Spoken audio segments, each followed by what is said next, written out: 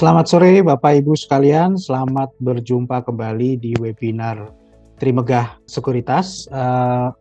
Di sore hari ini kita seperti biasa di setiap Jumat sore kita akan membahas tentang reksadana ya.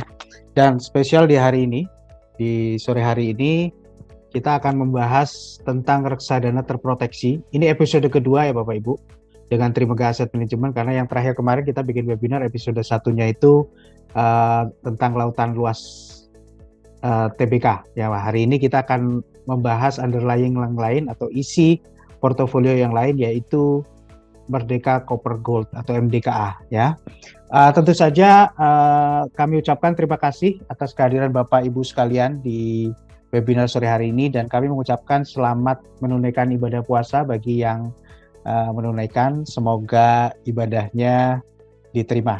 Ya, oke. Nah. Sebelum saya memulai acara, saya akan kenalkan dulu narasumber. Rasanya udah tidak asing lagi ya bersama kita ini Pak Dharma Yuda. Selamat sore Pak Yuda. Sore Pak Hasbi, selamat sore semuanya. Selamat sore. Beliau adalah Head of Fixed Income Manager dari Trimegah Asset Management ya. Jadi kalau Bapak Ibu yang udah biasa ngikut webinar kita udah nggak asing lagi dengan Pak Yuda, karena udah berapa edisi muncul terus, dan rasanya penggemarnya udah mulai banyak nih Pak Yuda ya, yang menanti-nantikan sharing-sharing dari Pak Yuda. Oke, Pak Yuda cukup berpengalaman Bapak Ibu sekalian di dunia investasi, udah lebih dari 11 tahun tadi kalau kita baca CV-nya, dan beliau spesialis memang untuk di pengelolaan reksadana yang berbasis fixed income ya Pak Yuda ya. Nah, oke, sebelum kita mulai acara, saya kasih informasi juga ya, selain kita adakan webinar tentang reksadana, kita juga banyak event yang lain ya. Jadi di setiap hari, di Senin hingga Kamis jam 12 itu kita ada Market Talk ya, ini IG Live.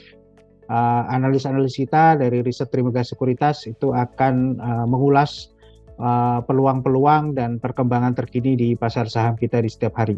Kemudian juga di Selasa dan Kamis jam 4 sore kita ada event di Clubhouse ya, @trimegah.sekuritas. Nah, di situ ngobrolnya asik tuh, biasanya ngobrol tentang market, tentang ekonomi ya, tentang investasi. Silakan join juga. Oke, dan kita juga banyak punya beberapa sosial media ya, ada Instagram, ada YouTube, ada juga Clubhouse kita ya akunnya. Untuk yang Instagram silakan di-follow di @trimegah-sekuritas, yang YouTube channelnya di Trimegah Sekuritas, dan @trim.sekuritas topik Clubhouse-nya. Nah, di situ banyak informasi tentang event-event kita juga. Jadi yang ketinggalan di event selanjutnya bisa ngikut di akses di YouTube dan di Instagram kita. Oke, sore hari ini kita akan ngomong tentang bedah isi reksadana terproteksi. Kenapa sih kita angkat tema ini terus ya, Trimegah gitu ya? Ya, ini salah satu upaya kita sebenarnya untuk berusaha untuk lebih transparan ya ke Bapak Ibu sekalian, karena kita pengen Bapak Ibu ketika berinvestasi juga paham apa sih sebenarnya yang dibeli gitu ya. Kalau kita bicara konteksnya reksadana terproteksi, isinya kan obligasi atau surat utang kan gitu ya. Nah, tentu saja ya kita harus sharing lah, kita terbuka aja isinya tuh perusahaan apa sih gitu ya, bagaimana sih prospeknya perusahaan ini, karena kan kita mau invest nih ya di situ gitu. Bagaimana dengan kekuatan bayar dari perusahaan ini gitu ya. Bagaimana tentang bisnisnya atau sektornya ini masih menarik atau enggak. Nah, makanya kita hadirkan di sore hari ini. Dan kenapa juga reksadana terproteksi kita angkat ya. Mungkin Bapak Ibu banyak yang merasa sekarang aduh kayaknya saya mau beli investasi ini, mau diversifikasi udah bingung nih mau kemana lagi gitu ya. Kayak mungkin deposito kayaknya kekecilan gitu ya. Kalau mau taruh di saham ya sudah ada gitu, tapi nggak mau banyak-banyak gitu ya. Pengen mungkin yang income yang lebih stable tapi yang lumayan dong hasilnya gitu kan. Jangan kayak deposito lagi gitu ya. Nah, ada alternatifnya adalah bisa ditempatkan di reksadana terproteksi. Kenapa? Karena isinya adalah obligasi korporasi biasanya, walaupun obligasi negara juga bisa dibikin proteksi gitu ya. Yang kita provide adalah obligasi negara, paling tidak bisa kasih potensi imbal hasil yang jauh lebih baik daripada di deposito ya, cukup stable gitu ya. Tinggal kita harus cermat-cermat, harus mengerti, memahami apa yang kita beli. gitu. Makanya kita buka. Oke, langsung saja kita diskusi biar nanti nggak panjang lebar karena mungkin Bapak Ibu sekalian ada yang menunaikan puasa, nanti juga siap-siap untuk berbuka puasa. Pak Yuda, langsung aja Pak, bisa diceritakan ke kami Pak, ini Merdeka Copper Gold ini perusahaan apa, bergerak di bidang apa, gitu ya, bisnisnya apa saja, terus prospeknya bagaimana. Langsung saya berunding aja di depan. Dan kenapa Bapak pilih ini sebagai isi dari reksadana terproteksi yang mau diluncurkan oleh Trimega Asset Management dalam waktu dekat? Oke, thank you Mas Hasbi waktunya. Mungkin saya izin share screen ya untuk menjelaskan sekilas mengenai Merdeka Copper ini apa ya. Oke. Oh, sebentar sambil Pak Yuda share screen silakan dilanjutkan. Bapak Ibu saya sampaikan juga kita ada quiz, bukan quiz ya, ada giveaway lah istilahnya ya. Kita ada bagi-bagi saldo RDN Rp100.000 bagi 10 penanya terbaik ya. Jadi silakan nanti pertanyaannya dituliskan di kolom box Q&A seperti biasa di bawah. Nanti di akhir acara saya akan umumkan siapa 10 pertanyaan terbaik. Oke, silakan dilanjutkan Pak Yuda. Oke, saya mulai ya. Udah terlihat jelas Mas Hasbi? Dari sini cukup jelas Pak. Silakan. Oke, siap. Oke, yang pertama Merdeka Copper ini kan kita lihat dari sisi kepemilikan ya. Jadinya owner dari PT Merdeka Copper Gold ini adalah majority shareholders-nya adalah Saratoga Investama ya. Kita ketahui salah satu private equity terbesar dan yang cukup reputable di Indonesia. Saratoga memiliki sekitar 19-20% ya total shares dari Merdeka Copper.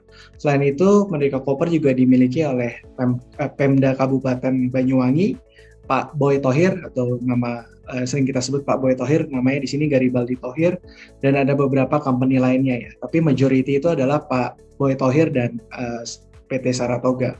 Kita kenapa selalu pertama melihat itu dari owner dari satu company, karena memang problemnya di Indonesia itu sering terjadi adalah company itu bukannya nggak mampu bayar, tapi mereka memang nggak mau bayar gitu. Kalau misalnya mereka meminjam uang melalui bank atau melalui pasar modal, dalam hal ini adalah obligasi.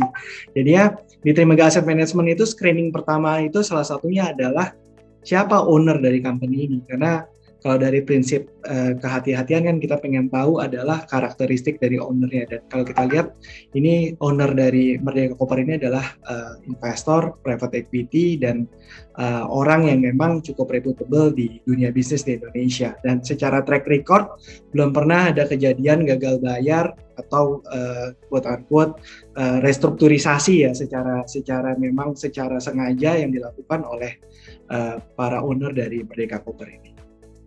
Yang kedua adalah kita lihat tinjau dari sisi bisnis ya. Kalau kita lihat memang Indonesia ini dianugerahi oleh natural resources yang cukup baik, cukup besar.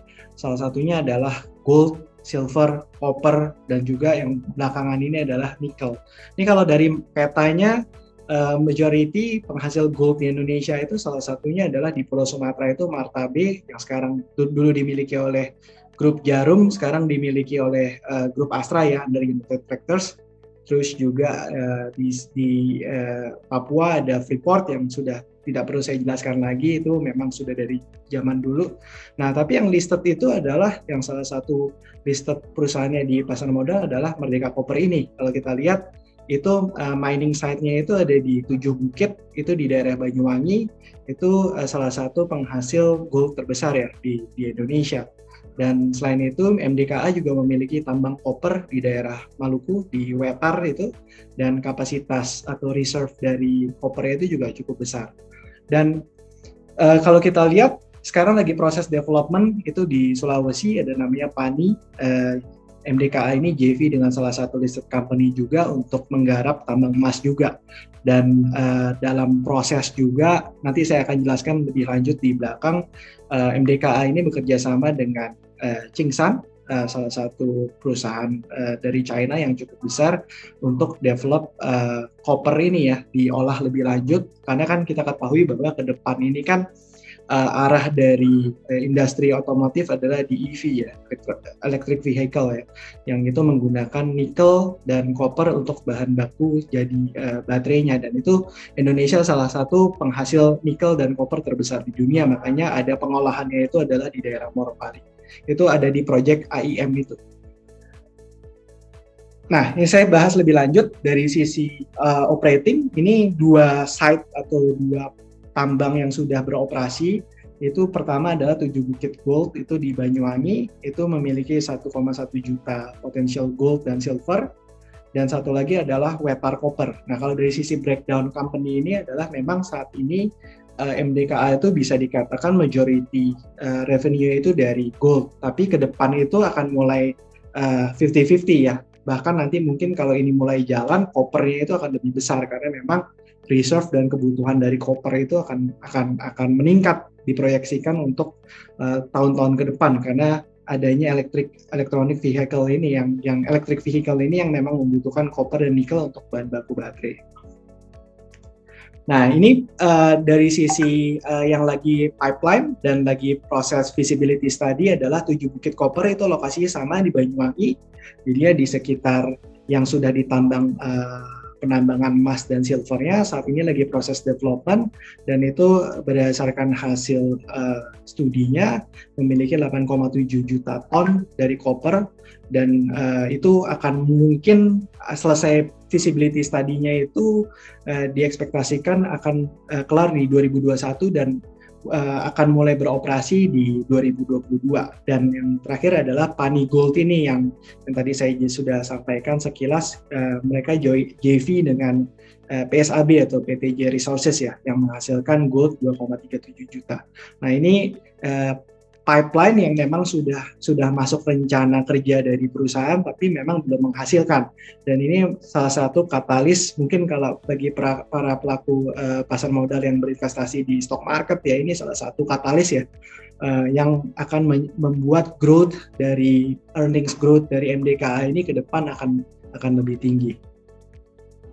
Ini yang tadi sudah saya sampaikan sekilas pengolahan di Morowali di Indonesia, Morowali Industrial Port ya, atau daerah industri pengolahan di Morowali itu JV dengan Tsingshan ini untuk pengolahan koper dan pengolahan nikel.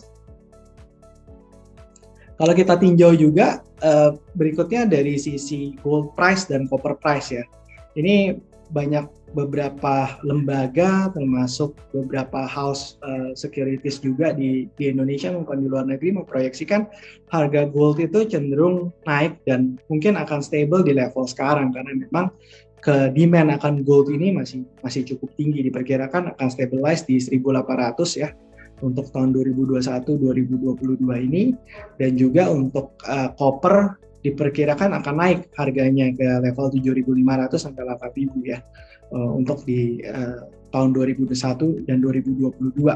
Nah, kalau kita lihat memang Merdeka Copper ini salah satu company yang memiliki cash cost atau biaya produksi dari gold dan copper ini salah satu yang paling murah karena mereka cukup efisien ya. Itu yang menyebabkan profitability dari MDKA ini relatif cukup baik karena memang cash cost-nya itu relatif lebih murah. Nah, saya masuk sekilas ya mengenai result atau hasil dari full year 2020 dari MDKA. Kebetulan baru rilis kemarin ya. Di tahun 2020 di tengah pandemi, MDKA ini sebenarnya dari segi price harga gold maupun harga copper itu mengalami kenaikan ya dibandingkan 2019. Tetapi kenapa revenue-nya agak turun? Karena di 2020 khususnya di akhir kuartal 3 awal kuartal 4 September akhir itu ada kejadian atau kecelakaan di tambang mereka di Banyuwangi. Jadi ya itu yang menyebabkan produksi dari gold mereka agak terganggu. Padahal demand dari goldnya ada waktu itu, tapi mereka tidak bisa memenuhi gold production-nya di tahun 2020 karena adanya kecelakaan tersebut. Dan di satu sisi profitability-nya juga turun karena memang mereka harus overhaul ya tambang mereka harus keluarin biaya-biaya untuk memperbaiki itu. Tapi beruntungnya semua itu under insurance dan sekarang lagi tahap investigasi. Dan sudah disampaikan oleh company kemungkinan besar perusahaan insurance itu akan cover kejadian itu dan settlement cash-nya mungkin kemungkinan besar akan masuk ke company itu di kuartal 2 tahun 2021. Jadinya dari sisi bisnis kita melihat ke depannya dengan proses recovery ini dan yang kejadian kecelakaan itu sudah diperbaikin, jadinya kapasitas produksi dari MDKA ini semakin meningkat ya, akan kembali normal, dan tadi pipeline dari mining site-nya mereka yang akan mulai produksi di tahun-tahun berikutnya itu akan memberikan kontribusi positif bagi MDKA.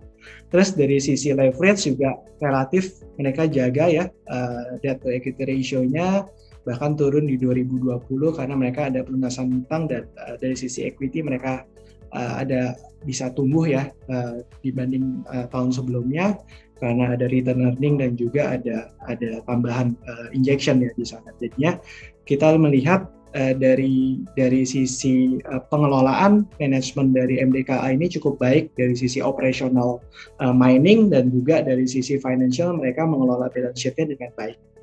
Gitu. Mungkin itu dulu Mas Hasbi yang saya sampaikan, nanti kita langsung diskusi aja mungkin ya lebih jauh. Oke, nah ini ya, apa ini Pak Yuda, struktur RDT ini kayaknya produk yang kita langsung ke struktur RDT dulu ya mungkin. Langsung aja. Oke. Struktur RDT-nya adalah reksadana terproteksi ini, underlying-nya adalah Merdeka Copper ini, yang diindikasikan akan launching itu tanggal 5 Mei 2021. Indikasi imbal hasilnya itu 7,7% net per annum, dan jatuh temponya itu adalah 3 tahun.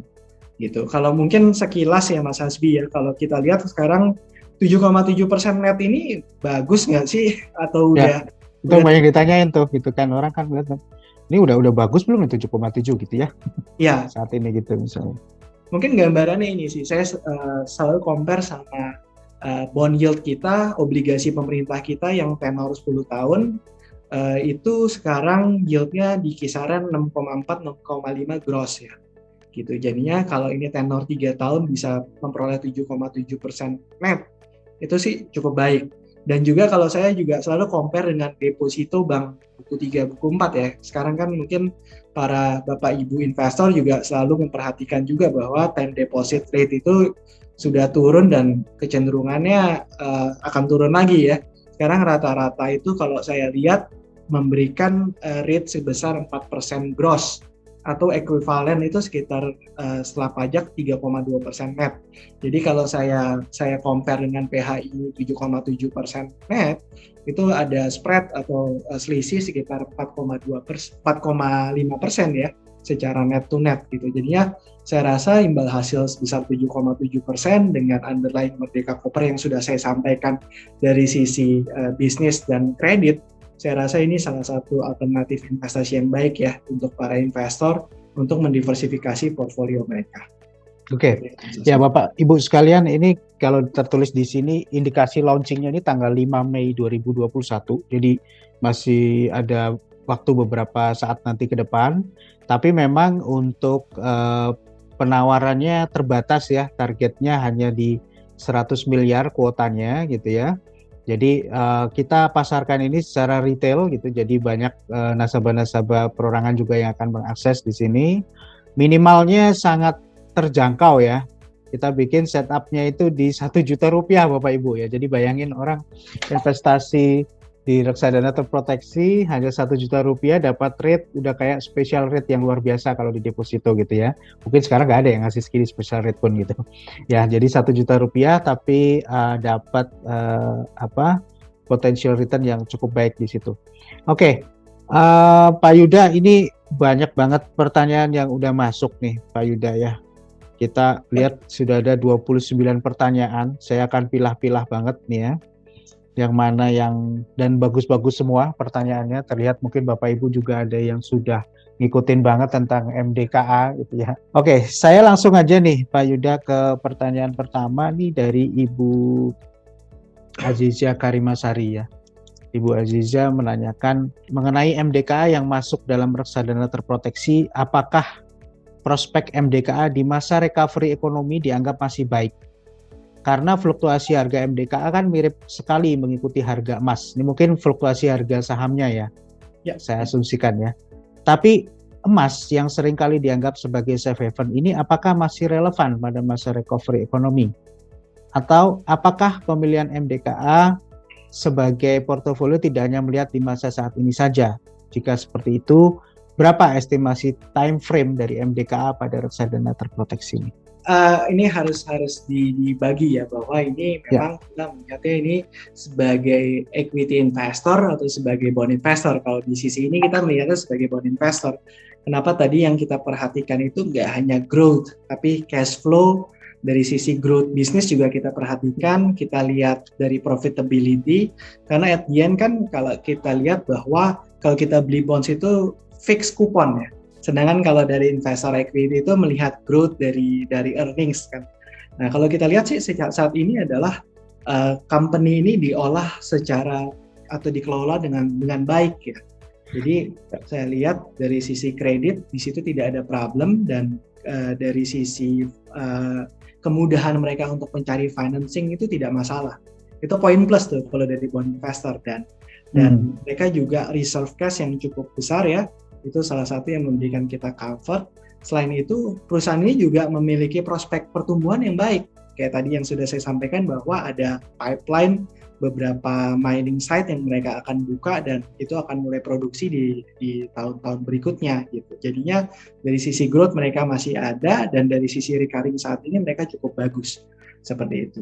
Jadi kalau itu pertanyaannya mungkin saya jawab dari dua sisi, tapi mungkin saya lebih overweight dari sisi bond investor yang saya melihat bahwa company ini memang cukup prudent dalam pengelolaan, walaupun biasanya kalau perusahaan related to mining gitu kan, itu semua terlalu bergantung ya terhadap harga komoditi price-nya naik turun. Tapi kalau kita lihat kan ini komoditinya komoditi yang memang is a future commodity ya, yang memang cycle dari ekonomi ini, mau kondisi nanti recovery atau mungkin kondisi stagnan, ini saya rasa juga cukup baik ya, karena gold itu kan safe haven ya bisa dikatakan. Kalau kondisi lagi misalnya turun ekonominya, mereka biasanya balik lagi tuh untuk buy gold ya, kalau misalnya ada untuk apa namanya flight to safety seperti itu. Oke, jadi memang sudut pandangnya sedikit berbeda ya Pak ya, dalam kita melihat pemilihan obligasi dengan pemilihan saham. Itu bisa jadi ada sudut pandang yang sedikit berbeda, walaupun objeknya tuh sama gitu ya, perusahaannya sama, tapi cara melihatnya mungkin berbeda gitu ya.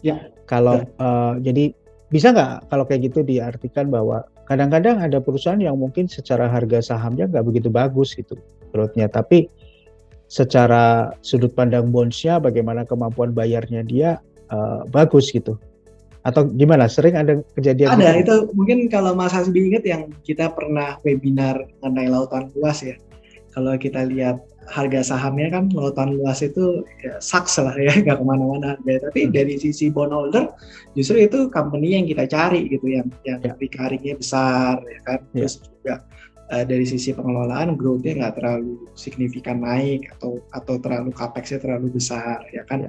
Capex-nya udah dari tahun-tahun sebelumnya. Jadi ya basically itu company yang kita sasar atau yang kita cari itu Mas. Karena dari sisi cash flow mereka pasti bagus itu kan. Sedangkan kita sebagai bondholder kan lebih risiko yang paling besar itu kan ada default risk ya.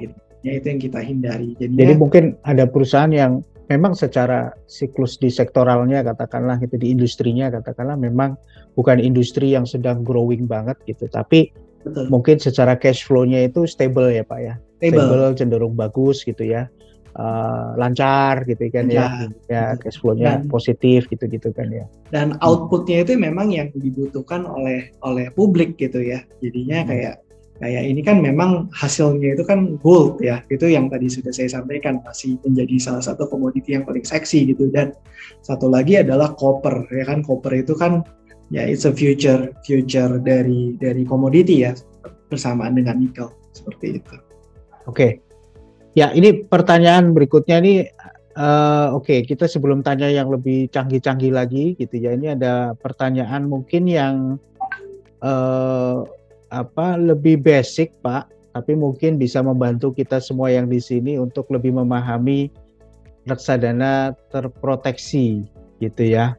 Ini ada pertanyaan dari Ibu Damarati. Ya, ini pertanyaan basic katanya.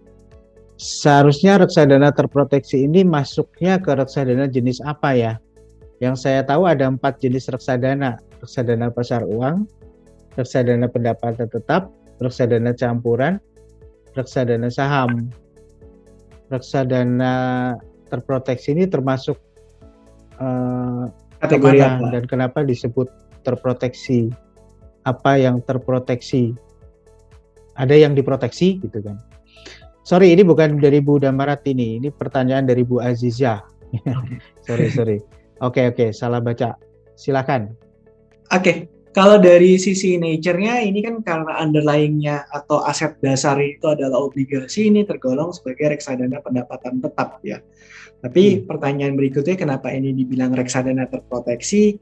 Karena memang nature dari reksadana ini adalah memproteksi nilai prinsipalnya, dalam artian ini kan reksadana saat di launching, kalau open end atau reksadana terbuka yang orang tuh bisa masuk keluar anytime gitu kan, dan itu yang menyebabkan kenapa harga NAV-nya naik turun.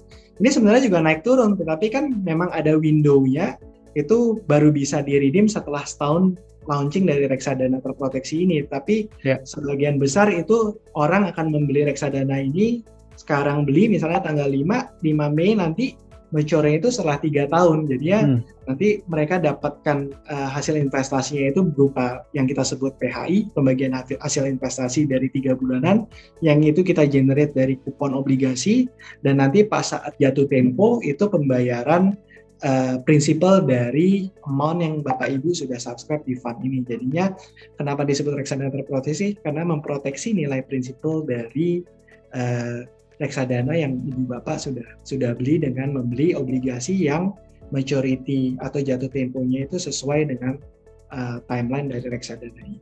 Seperti itu, Mas. Oke, jadi sebenarnya memang jatuh temponya 3 tahun, tapi ada ruang sebenarnya bagi nasabah untuk melakukan pencairan sebelum 3 tahun melalui exit window yang namanya Pak ya. Nah, tapi memang dibatasi kali ya Pak ya, nggak semuanya bisa tarik. Betul. Gitu ya. Dan nanti itu para investor dapatkan amount-nya itu tergantung penjualan dari aset atau harga obligasi pas saat Bapak Ibu redeem setelah 1 tahun. Tapi kalau Bapak Ibu hold terus sampai maturity, nanti kan akan balik ke par kan. Jadi makanya tadi saya sampaikan bahwa bedanya sama open end atau reksadana terbuka itu kan bisa keluar masuk at any time.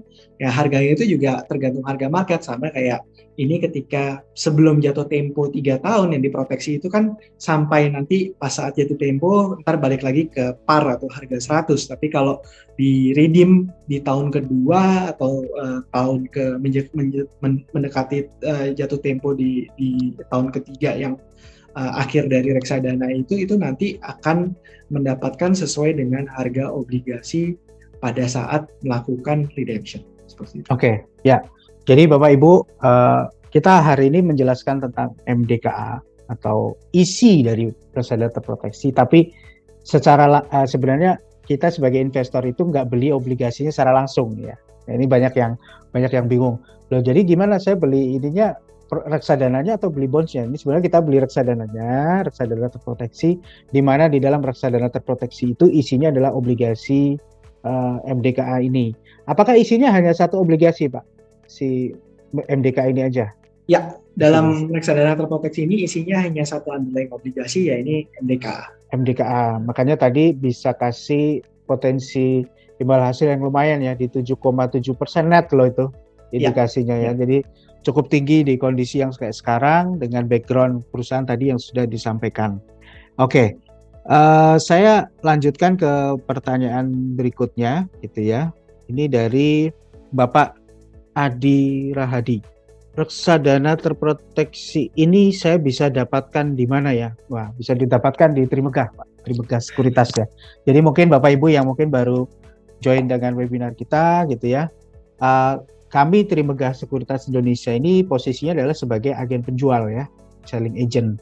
Di mana Trimegah Sekuritas ini bekerja sama dengan cukup banyak fund manager di Indonesia. Saat ini ada 23 manajer investasi dan salah satunya adalah sister company kita sendiri, Trimegah Asset Management. Ya, jadi peran Pak Yuda ini Trimegah Asset Management sebagai MI adalah pengelola ya yang melaunch produknya gitu ya. Dan kami Trimegah Sekuritas ini adalah sebagai agen penjualnya. gitu ya. Sehingga Bapak Ibu kalau mau membeli produk ini bisa melalui kami. Kami ada cabang di 13 cabang di seluruh Indonesia. Silahkan nanti bisa dihubungi ke masing-masing cabang kita atau bisa ke call center kami di 2924 9000. Oke. Itu pertanyaannya, mudah-mudahan terjawab ya Bapak Adi Rahadi. Sekarang kita lanjut ke Tony Wijaya. Kenapa, wah ini kritis nih Pak Yudan ya. Kenapa dalam pemilihan reksadana terproteksi ini yang dipilih MDKA? Bukankah MDKA ini termasuk saham komoditi yang cycle, maksudnya yang ada ikuti siklus ya, bercyclical emiten gitu. MDKA mencatatkan kerugian laba. Saya nggak tahu, mungkin nanti bisa dikonfirmasi Pak Yuda, minus 48%. Ya, bisnis mana yang terdampak sehingga membuat kerugian besar? Apakah karena insiden proyek 7 Bukit? Lalu berapa banyak stok dalam reksadana terproteksi? Tadi sudah terjawab ya, nanti isinya hanya MDKA saja. Apakah, ini stok ya? Mungkin relevannya ini adalah obligasi ya Pak Tony ya, bukan stok, bukan saham. Silakan Pak, ini masalah pertanyaannya yang tadi. Kenapa MDKA lagi rugi nih katanya gitu, benar nggak lagi? Nggak, kebetulan sebenarnya itu bukan rugi Pak, tapi ada penurunan net profit kan. Karena tadi saya sudah sampaikan memang ada insiden kecelakaan di 7 Bukit yang di Banyuwangi, jadi sehingga produksi dari goldnya itu tidak bisa produksi di kuartal 4 ya. Demand-nya ada, harga dari gold price sendiri juga relatif stable at that time, tapi mereka tidak bisa produksi. Nah, itu yang menyebabkan net profitnya mereka turun ya, earnings mereka di tahun 2020 ini. Tapi mereka sudah fix that problem gitu, dan mereka sudah akan beroperasi normal di tahun 2021 ini dan seterusnya. Nah, reasonnya kenapa kita beli? Yang pertama, kita kalau di lembaga asset management itu selalu kalau membeli underlying asset itu kita lihat adalah ownernya siapa gitu. Karena tadi yang sudah saya sampaikan, kenapa di slide pertama kita yang kita sampaikan adalah kita jembrengin itu ownernya siapa, karena at the end kalau kita mau meminjamkan uang, ini sebenarnya membeli obligasi itu kayak meminjamkan uang kan ke company. Kita lihat karakteristik dari ownernya gitu kan. Apakah, dan kita lihat track record dari ownernya, apakah ini track record atau owner dari perusahaan ini memang reputable, tidak pernah ada default sebelumnya, dan juga strategi perusahaan seperti apa mengelolanya, itu yang kita lihat. Kita due diligence-nya pertama itu. Kedua adalah dari bisnis model. Saya setuju, karena commodity price itu memang fluktuatif, tapi ini komoditinya adalah komoditi yang relatif, komoditi yang bukan cyclical ya. Jadinya kayak gold price itu kan memang justru kondisi ekonomi lagi kurang baik gitu, mereka ada flight to safety ke gold kan, salah satunya itu. Terus juga dari sisi potential growth juga saya melihat ke depannya ini mereka copper itu akan mulai menambah kapasitas atau kontribusi penerimaan company-nya itu dari copper, dan itu copper dan nikel itu kan ke depan akan digunakan untuk EV ya, untuk baterai kendaraan listrik gitu, dan itu it's a future market untuk mereka. Dan kita tinggal tunggu waktu aja, industri otomotif kita juga ke depannya akan pelan-pelan masuk ke mobil listrik ya, atau mungkin hybrid dulu, nanti pelan-pelan transisi ke mobil listrik. Dan itu salah satu future jangka panjang dari bisnis model MDKA ini. Mereka akan produksi copper untuk pemenuhan kebutuhan baterai listrik dari kendaraan listrik seperti itu. Jadi saya rasa kenapa kita comfort untuk menjadikan MDKA ini sebagai underlying, karena dari sisi kredit, dari sisi pengelolaan, owner, manajemen itu sangat baik, dan dari bisnis model pun juga ini komoditi yang quote unquote komoditi yang cukup prudent ya, atau sering saya bilang it's a consumer commodity lah ini jadinya. Consumer commodity. Jadi memang nggak pure, kalau kayak mungkin pure coal company itu tidak ada downstreamnya, tidak ada pengolahannya segala macam, itu yang justru kita khawatirkan gitu. Atau pure CPO yang tidak ada downstreamnya ya, itu yang kita khawatir gitu kan, karena kan itu sangat bergantung terhadap fluktuasi harga dari komoditi gitu. Tapi kan ini manajemennya juga melakukan pengelolaan dengan hedging harga, terus juga dengan mengembangkan potensial mining untuk memperbesar kapasitas produksi, Kedua, dari sisi underlying-nya juga komoditi yang dijual juga yang pertama majority ini masih besarnya itu adalah di gold seperti itu.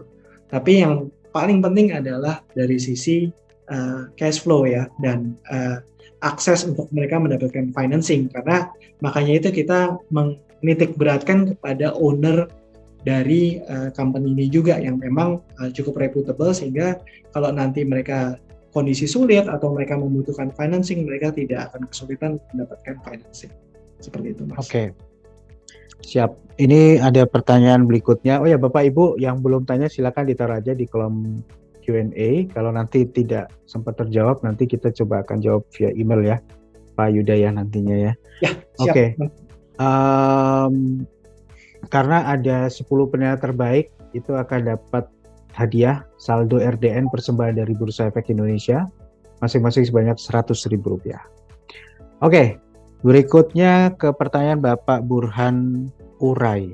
Apa Pak keuntungan dari penempatan di reksadana terproteksi dibandingkan penempatan langsung di obligasi yang dijadikan underlying aset? Apabila wacana pemerintah yang akan menurunkan pajak penghasilan kayak terpotong ya. Nah, jadi intinya adalah apakah keuntungan ya dari penempatan di reksadana proteksi dibanding beli obligasinya langsung? Oke. Yang pertama adalah dari sisi fungsi peranan MI gitu. Makanya kalau mungkin Bapak Ibu ada yang udah pernah mengikuti webinar series kita dengan Trimegah Securities ya. Itu dari sisi pengelolaan kita cukup prudent deh ya, sebelum kita memilih obligasi sebagai aset dasar underlying adalah kita melakukan due diligence, kita lihat company-nya, kita lihat bisnis modelnya, terus juga kita melakukan monitoring terhadap company tersebut secara berkala, secara 3 bulan sekali kita melakukan conference call dengan mereka untuk melihat rencana mereka seperti apa, update bisnis mereka seperti apa. Jadinya itu salah satu kenapa peran penting dari manajer investasi sebagai partner untuk mengelola investasi Anda. Nah, yang kedua adalah dari sisi besaran ya.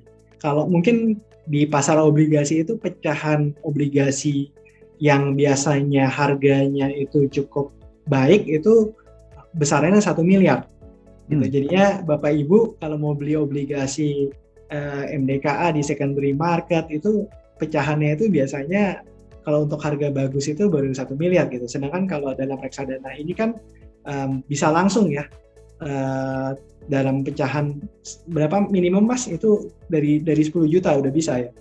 Ini di 1 juta kita. Oh, nah even 1 juta udah bisa memiliki obligasi itu dalam bentuk reksadana ya. Nah, itu salah satu keunggulan berinvestasi di reksadana. Ya. Dan yang paling penting adalah yang tadi saya sampaikan bahwa kita melakukan monitoring terhadap underlying ini secara berkala gitu. Jadinya memang itu salah satu hal yang penting karena kan ini kita pegangnya 3 tahun ya.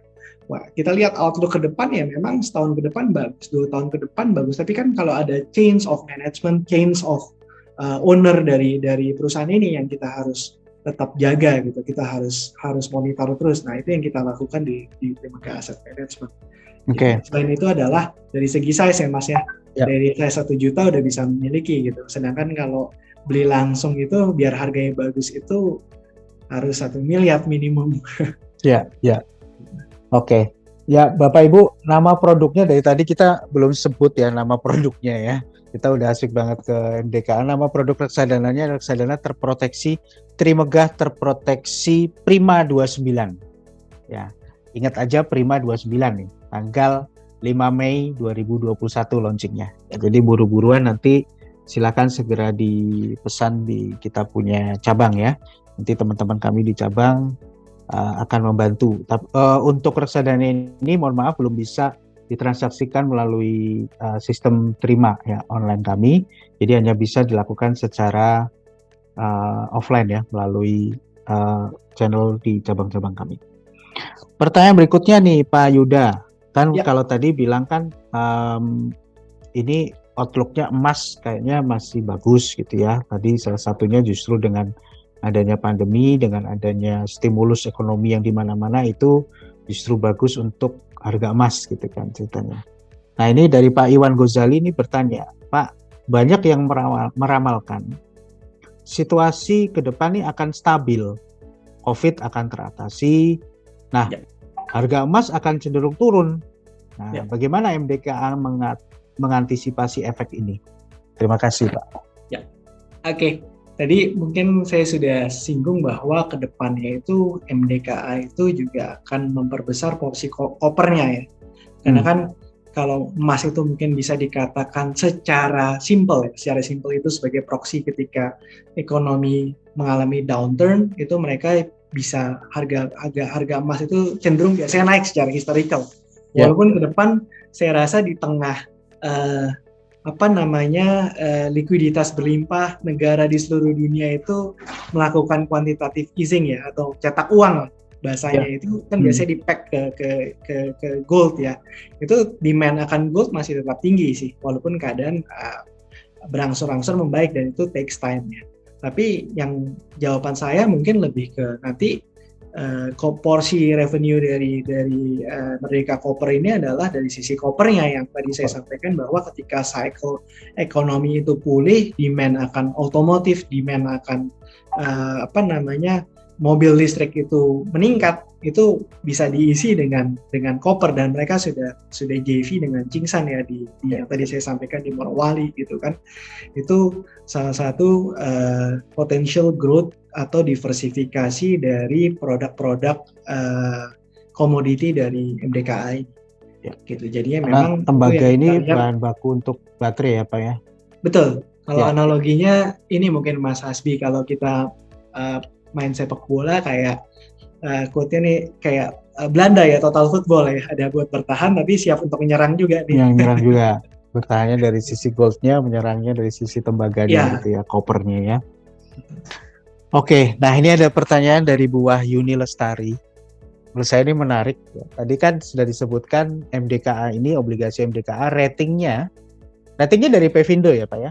Betul, dari Pevindo. Dari Pevindo itu mengeluarkan rating A, IDA, ya, single E gitu, stable. Ya. Nah ini kan termasuk udah masuk investment grade lah ya pastinya ya kalau di sini gitu kan.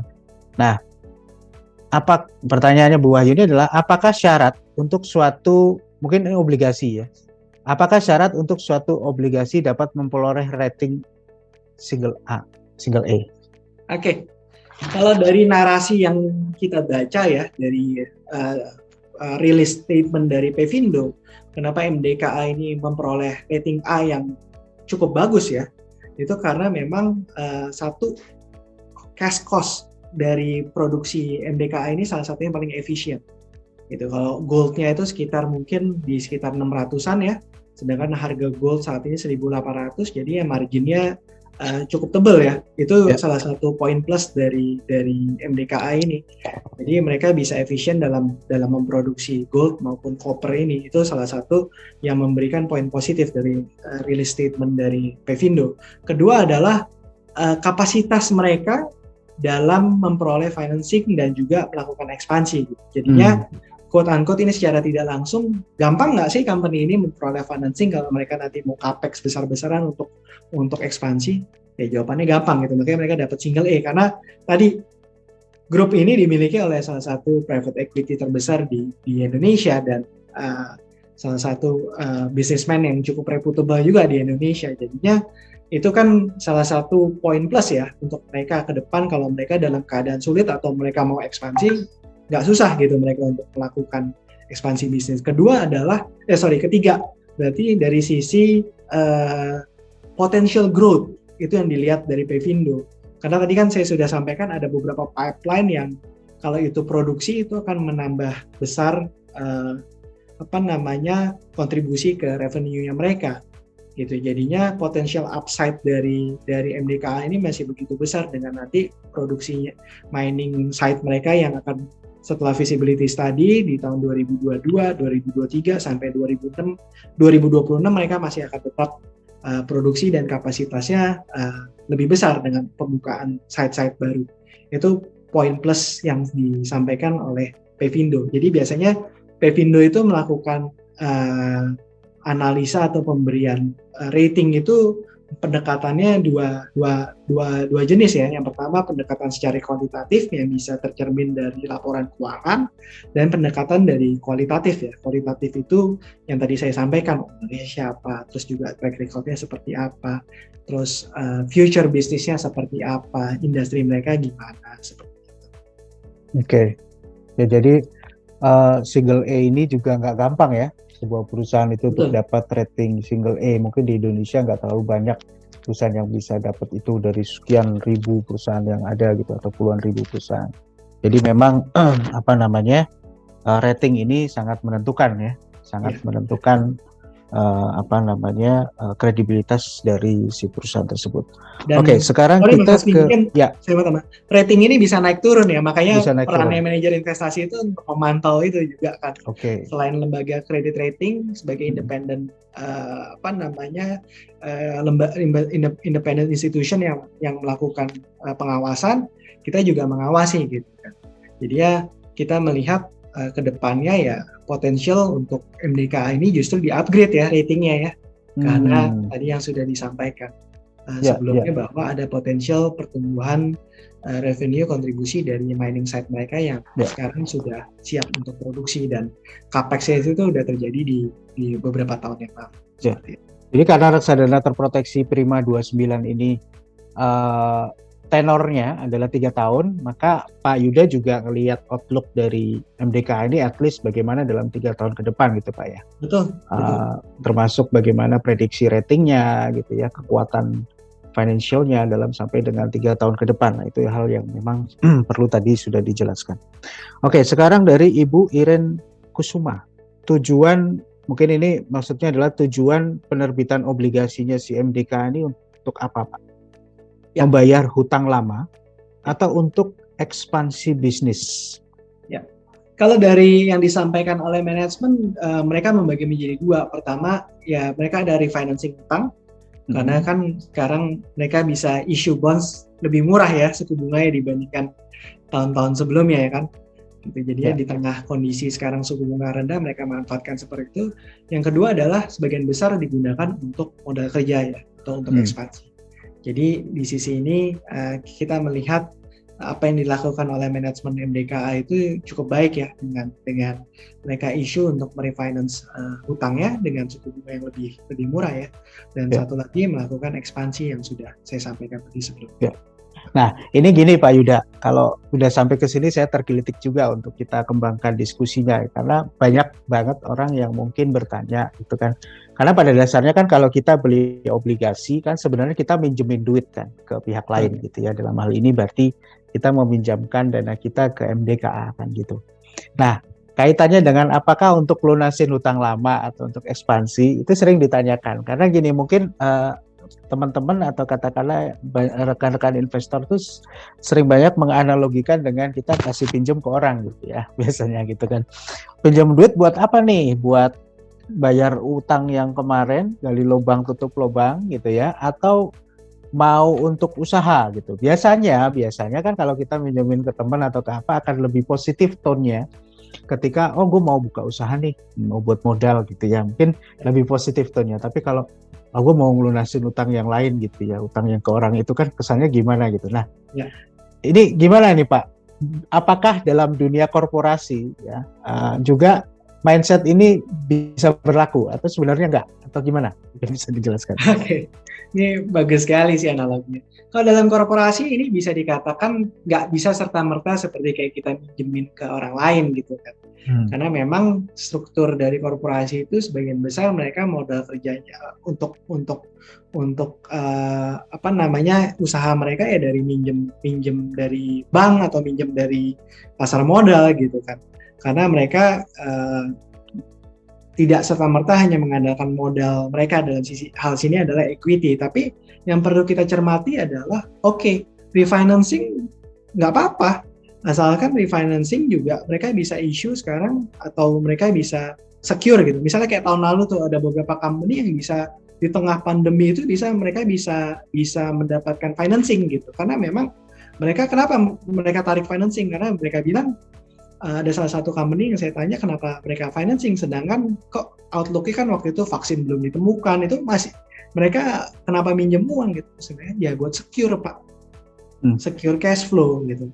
Jadi kalau sewaktu-waktu kita butuh untuk apa kita bisa menggunakan itu gitu. Jadi itu bagus juga gitu. Nah kalau nggak pakai mereka bisa reserve juga dan mereka juga bisa gunakan nanti once ekonomi udah membaik mereka bisa langsung ekspansi menggunakan itu gitu. Tapi kalau dalam konteks ini saya lihat adalah kita harus lebih cermat gitu. Kalau mereka refinancing dengan suku bunga yang lebih rendah bagus kan? Karena suku bunga lebih rendah otomatis interest expense yang mereka lebih murah bayar, jadinya net profit mereka bisa lebih expand gitu kan, cost dari borrowing cost-nya lebih rendah. Jadinya itu kenapa yang menjelaskan banyak company ini sekarang sudah ancang-ancang nih udah mulai melakukan issuance dari obligasi karena melihat ini suku bunga rendah saat ini harus dimanfaatkan daripada nanti 2 tahun lagi mereka baru minjem gitu suku bunganya udah lebih tinggi gitu kan, mereka akan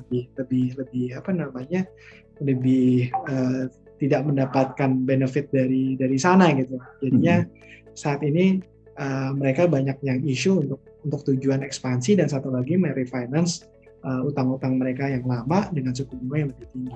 Gitu. Jadinya, nah sekarang jawabannya iya dan tidak gitu. Iya dan tidak, tergantung konteksnya gimana ya. Berarti kalau saya pertanyaan juga saya balik gitu ya. Kalau tadi kan yang orang untuk melunasi utang sebelumnya atau refinancing. Saya pertanyaannya apakah berarti juga dalam hal utang korporasi itu kalau tujuannya adalah untuk ekspansi usaha, apakah bisa dikatakan bahwa belum tentu bagus juga? Belum tentu lebih bagus atau gimana? Ya. Tapi in general biasanya lebih bagus karena berarti kan artinya ada potential growth ya dari company tersebut. Potential growth itu kan akan secara tidak langsung itu akan revenue-nya nanti akan lebih besar, net profit-nya akan lebih tinggi gitu kan, cash flow-nya mereka akan lebih bagus dan mereka dari net profit itu cash dalam bentuk cash mereka akan lebih besar gitu. Jadi in general itu akan lebih bagus, Mas. Tapi mungkin ya kita perlu cermati juga apakah contoh kondisi kalau misalnya kayak tahun lalu gitu ada company berusaha cari financing gitu, tapi reasonnya adalah untuk ekspansi ya kan, ekspansi di sisi apa gitu kan, apakah industri mereka misalnya kayak tahun lalu misalnya perusahaan hotel atau yang related dengan tourism, mereka financing reasonnya untuk ekspansi, ya itu perlu kita pertanyakan gitu kan. Di tengah kondisi pandemi ini emang ada demand gitu kan. Kalau reason mereka ya untuk mereka preserve cash saja ya itu mungkin lebih masuk akal. Kayaknya itu peran manajer investasi di sana tuh untuk mengkritisi hal-hal tersebut gitu kan. Kita mau tahu ini mereka pinjam mau ngemplang atau memang mau pinjam memang untuk berjaga-jaga atau mereka untuk mau ekspansi. Tapi ya in general kan kalau kayak gini kita lihat bahwa ke depan itu harusnya ekonomi ini membaik ya. Recovery ada dan yang sudah disampaikan oleh manajemen MDK ini juga very clear, mereka akan ada pipeline A, B, C, D ke depan, kontribusinya nanti gini, visibility study-nya gini, akan kontribusi ke revenue segini, jadinya itu ada potential growth ke sana, makanya kita lihat, ini ya benar apa yang dilakukan mereka, seperti itu. Ya, oke. Ya, jadi tergantung konteksnya ya Pak ya, dan saya lihat tadi kan dalam presentasi Pak Yuda pun tadi ada ukuran-ukuran tertentu atau rasio-rasio tertentu yang dilihat ya Pak ya, yang dimonitor untuk melihat ini udah kebanyakan belum nih utangnya gitu ya. Kalau kebanyakan juga bahaya juga ya, ini kebanyakan gitu. Nah salah satunya itu kan tadi Pak Yuda sebut debt to equity ratio atau rasio utang terhadap permodalannya dia gitu Pak ya, ekuitasnya dia lah ya gitu. Nah tadi disebutkan itu 0,45, artinya berarti nggak sampai setengahnya ya. Hanya 45% tuh rasionya. Nah angka ini apakah sehat, apakah tidak? Angka berapa yang untuk industri seperti MDK ini dianggap tuh masih cukup bagus Pak? Mungkin bisa. Angka ini bisa dikatakan cukup sehat ya, karena memang mereka masih punya potensial untuk menambah debt-nya lagi ya ke depan. Gitu. Tapi memang ya balik lagi, nambah debt-nya ini untuk apa nih Mas? Yang tadi kita harus pertanyakan. Nah angka 0,45 ini untuk industri yang sejenis itu relatif cukup bagus. Walaupun memang kan kita harus cermati juga ya industri ini ke depannya seperti apa, growth-nya seperti apa gitu kan. Kalau masih ada growth dan nanti mereka bisa memperbesar company-nya mereka sehingga net profit-nya bisa ada growth juga, ya itu baik juga sih untuk company ini.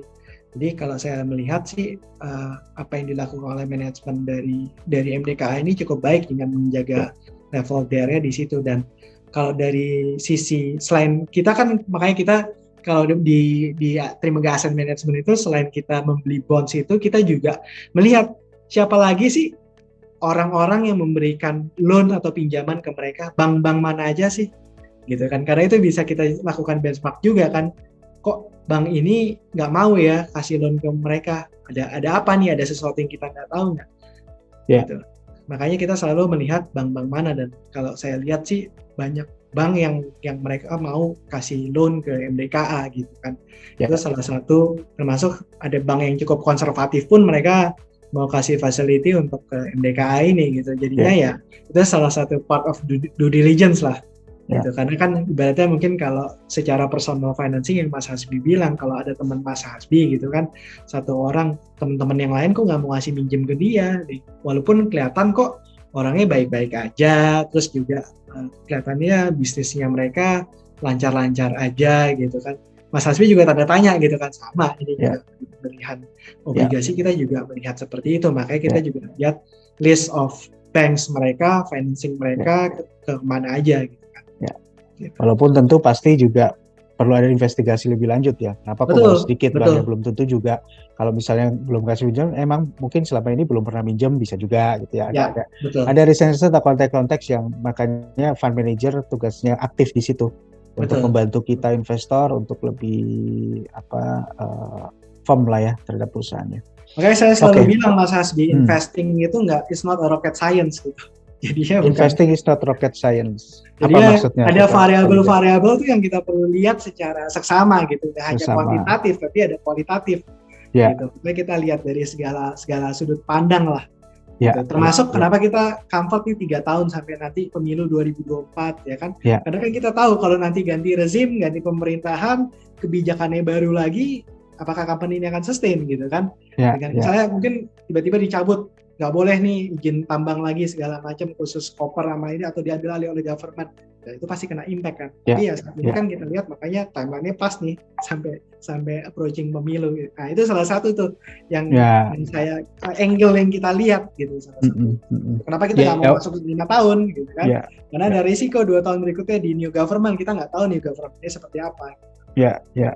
Ya walaupun sebenarnya secara industri yang namanya industri emas, industri tembaga itu tetap akan ada lah ya, walaupun cuman mungkin ada adjustment di regulasi atau apa yang bisa jadi itu mempengaruhi, belum tentu juga mempengaruhi secara negatif, bisa jadi malah justru positif.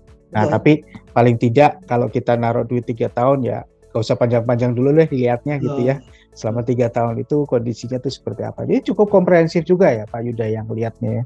Dari satu sisi ya. Makanya kita di Trimegah Asset Management itu ya ngobrol sama banyak pihak lah gitu kan untuk lihat suatu company gitu. Jadinya ya angle-nya nggak hanya dari financial aja. Gitu. Kita lihat dari policy-nya seperti apa, future industry-nya apa, bakal ada disrupsi apa ya gitu. Nah ini ada pertanyaan spesial sekali, saya harus bacakan kayaknya dari Bapak Dr. Dito Anurogo MSc. Ya. Spesial kenapa? Karena ngikutinya dari Taiwan Pak. Ini ada yang ngikutin sesi webinar kita dari Taiwan nih, dan bertanya langsung bagaimana cara berpartisipasi aktif untuk melakukan investasi di Prima 29 ini melalui luar negeri atau di Taiwan. Mengingat saat ini saya sedang studi S3 di Taipei Medical University ya di Taiwan. Oke, selamat Pak Dito, mudah-mudahan apa yang dicitakan tercapai ya. Dokter Dito nih, kita di Trimegah itu sudah bisa melakukan pembukaan rekening itu secara online gitu ya. Cuman memang untuk reksadana ini kita nanti akan belum bisa diakses melalui sistem, tapi nanti kita akan bantu, gak masalah, bisa pakai korespondensi, nanti kami akan menghubungi Bapak gitu ya. Pembukaan rekeningnya tetap bisa nanti dilakukan secara online di register.trimegah.id. Ya, itu malah nggak perlu pakai kirim-kirim dokumen, Pak. Cukup nanti dari ponsel Bapak gitu ya, nanti bisa melakukan registrasi tanpa harus kirim dokumen kami. Hanya foto-foto KTP dan ID dan segala macam gitu ya. register.trimegah.id. Tapi nanti dari tim kami akan menghubungi Bapak kalau Bapak berkenan.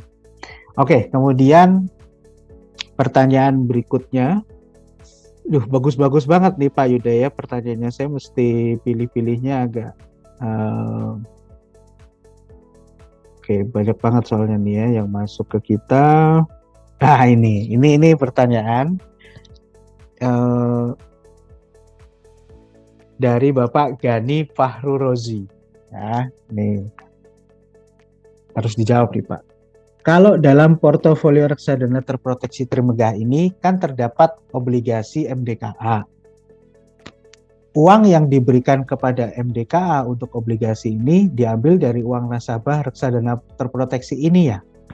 Jadi hitung-hitungannya bagaimana? Gimana nih Pak? Alurnya Pak, mungkin teman-teman atau rekan-rekan Bapak Ibu investor nih masih ada yang confused dengan alur kerja dari reksadana terproteksi ini sebenarnya seperti apa? Mungkin bisa dijelaskan. Oke, ini menarik sih. Jadi seperti ini, MDKA itu sebagai suatu emiten atau perusahaan itu mengeluarkan obligasi, ya kan? Obligasinya itu terdaftar atau listed di bursa. Kita selaku manajer investasi dalam bentuk wadah RDPT itu akan membeli obligasi tersebut, ya kan? Jadi ada uang mengalir dari reksadana terproteksinya Trimegah ke MDKA melalui obligasi ini. Nah, uang dari reksadana ini dari mana? Uang ini adalah subscription dari para investor.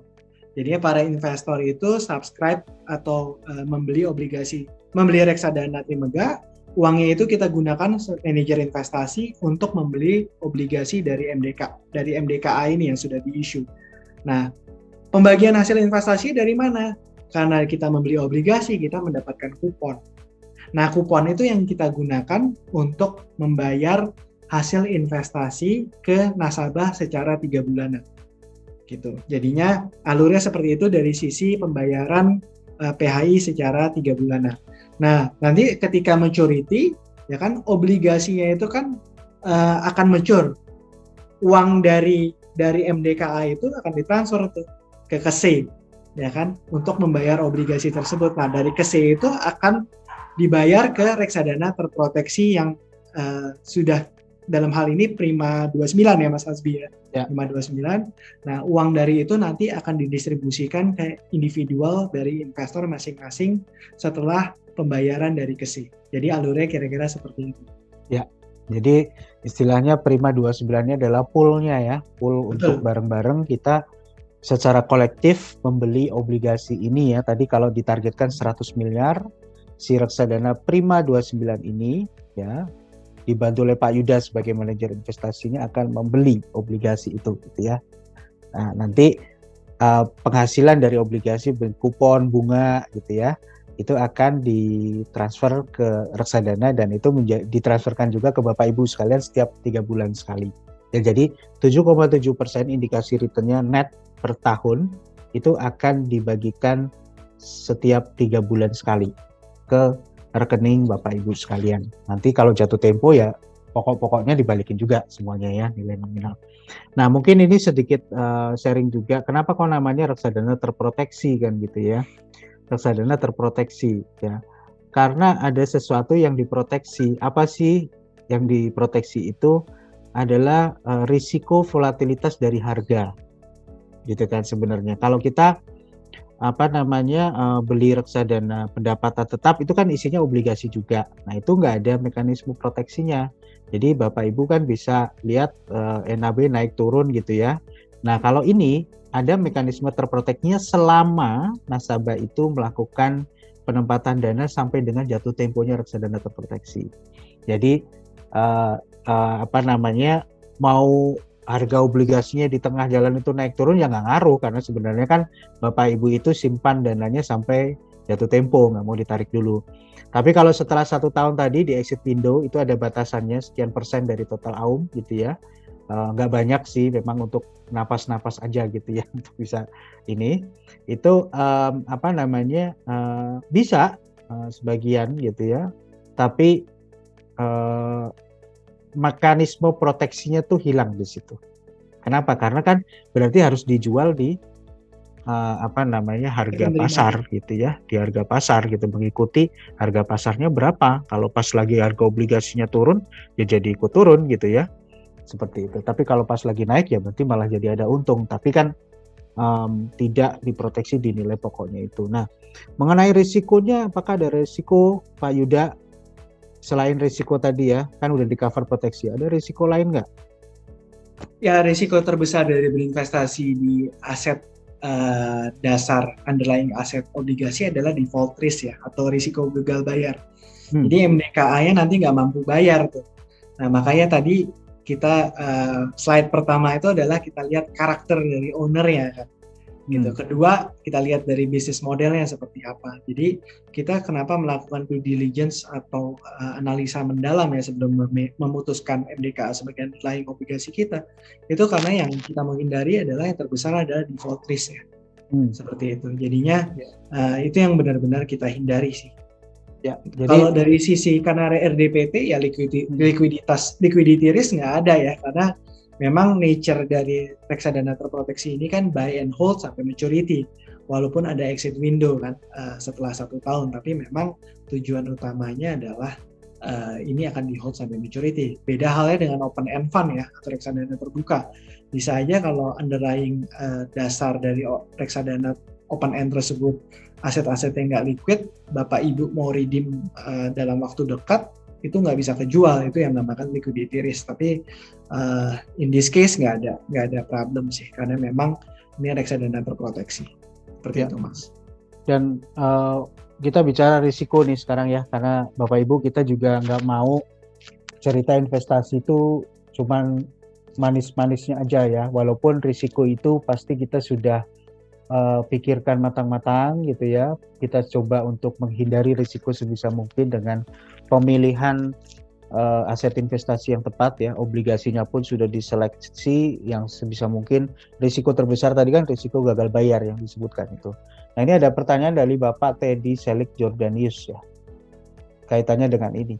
Selamat sore, mohon penjelasannya bagaimana nasib reksadana terproteksi jika underlying obligasinya misalnya dalam hal ini MDKA misalnya terjadi gagal bayar atau mengalami PKPU.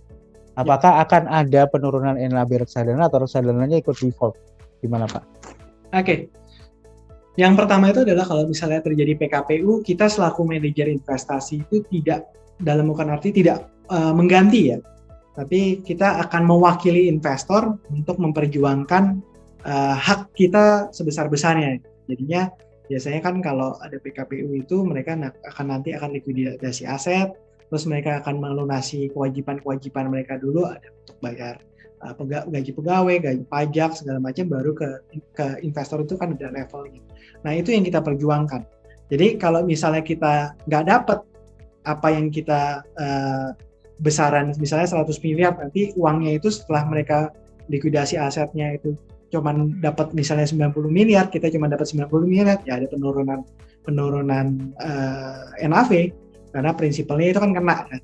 Gitu. Makanya ya sebisa mungkin kita hindari gitu kan, dengan melakukan due diligence atau research yang lebih dalam mengenai company ini, seperti itu. Jadi singkat kata ya itu akan mempengaruhi NAV ya secara langsung ya.